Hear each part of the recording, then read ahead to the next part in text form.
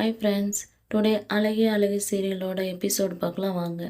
இங்கே பார்த்தீங்கன்னா கொடைக்கானல் போகிறதுக்காக பாக்கியராஜ், மலரும், மதியும், சுரேஷும் கிளம்புறாங்க. அப்போ ராகவனும் ராஜலக்ஷ்மியும் பத்திரமா போயிட்டு வாங்க அப்படின்னு சொல்லிட்டு வழியை அனுப்பி வைக்கிறாங்க. அப்போ பார்த்தீங்கன்னா பாக்கியராஜ் சுரேஷ் கிட்ட நீ டிரைவ் பண்ணுறேன் நான் டிரைவ் பண்ணிட்டேன் அப்படின்ற மாதிரி கேட்குறாங்க. சுரேஷ் இல்லை நான் நானே பண்ணுறேன் அப்படின்ற மாதிரி பண்ணுறாங்க. எல்லாரும் கிளம்புறாங்க. அப்போ பார்த்தீங்கன்னா பாக்கியராஜ் கொஞ்சம் தூரத்தில் போயிட்டு மலரோட அவங்க அம்மா வீட்டுக்கு வண்டியை திருப்பு அப்படின்ற மாதிரி சொல்கிறாங்க.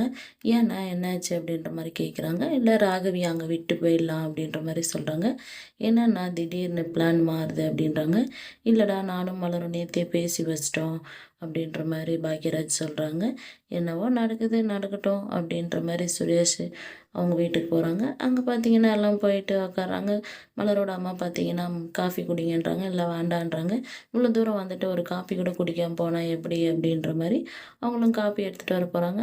அப்போ பார்த்தீங்கன்னா மலரோட தம்பியும் சுரேஷும் பேசிக்கிறதில்ல. மலர் வந்து ஏன் நீங்கள் 2 பேரும் பேசிக்கல அப்படின்ற மாதிரி கேட்குறாங்க.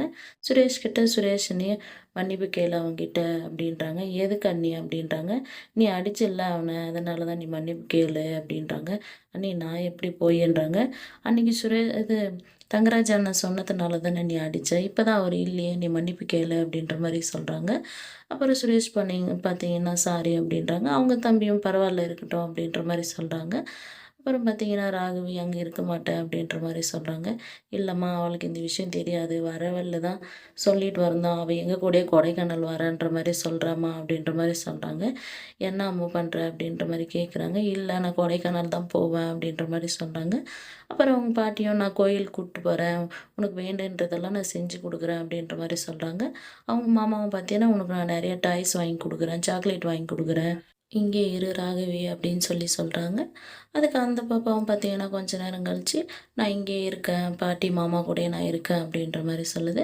அப்புறம் மலர்கிட்ட பார்த்தீங்கன்னா சீக்கிரம் போயிட்டு வந்துடுவீங்கல்ல, சீக்கிரம் வந்துடுங்க நான் இங்கே இருக்கேன் அப்படின்ற மாதிரி சொல்லுது. அவங்களும் சரி பாப்பா அப்படின்னு சொல்லிட்டு எல்லாம் கிளம்புறாங்க.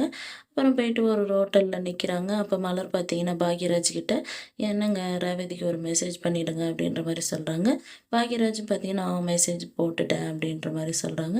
அங்கே போயிட்டு எல்லாம் வெயிட் பண்ணுறாங்க. அப்புறம் பார்த்தீங்கன்னா தங்கராஜும் ரேவதியும் வராங்க. வாங்க நான் நல்லா இருக்கீங்களா அப்படின்ற மாதிரி மலர் கேட்குறாங்க. ரேவதியும் கேட்குறாங்க. அவங்களும் ஆமாம் பரவாயில்ல அப்படின்ற மாதிரி சொல்லிவிட்டு வா மாப்பிள்ள தனியாக நம்ம உட்காரலாம் அப்படின்னு சொல்லிட்டு சுரேஷை கூப்பிட்டு போகிறாங்க.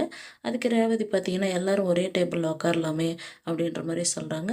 அதுக்கு தங்கராஜ் இல்லை வேண்டாம் விடு அப்படின்ற மாதிரி சொல்லிட்டு போயிட்டு அவங்க தனியாக உட்காடுறாங்க. இங்கே பாக்யராஜ், ரேவதி, சுரேஷ், மலர் எல்லாம் ஒரு டேபிளில் உட்காடுறாங்க. வந்துட்டு என்ன வேணும் அப்படின்னு சொல்லி கேட்குறாங்க. அவங்க அவங்களுக்கு வேண்டியதை சொல்கிறாங்க. அப்புறம் சுரேஷும் தங்கராஜும் சொல்கிறாங்க. தங்கராஜ் பார்த்தீங்கன்னா என்னென்ன இருக்குது அப்படின்ற மாதிரி சொல்கிறாங்க. அவரும் பார்த்தீங்கன்னா அவருக்கு வேண்டியன்றதை சொல்கிறாங்க. இது ஃபஸ்ட்டே அவர் சொல்லியிருக்கலாமே, எதுக்கு இவ்வளோ பில்டப்பு அப்படின்ற மாதிரி மதிஷை கேட்குறாங்க. அதுக்கு ரேவதி பார்த்தீங்கன்னா அவர் அப்படி தான், அவரோட கெத்தை விட்டு கொடுக்க மாட்டாங்க அப்படின்ற மாதிரி சொல்கிறாங்க. இந்த மாதிரி கேட்குறாங்க. பாக்யராஜ் இல்லைன்றாங்க. ஏன் என்னாச்சு அப்படின்ற மாதிரி கேட்குறாங்க.